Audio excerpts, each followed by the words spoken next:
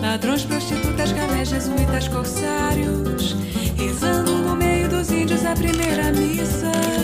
E mesmo entre a cruz da igreja e a do cativeiro, brancos, nativos e negros, tudo se misturou, gerando esse canto bonito, mestiço e guerreiro, às vezes de felicidade e às vezes de dor.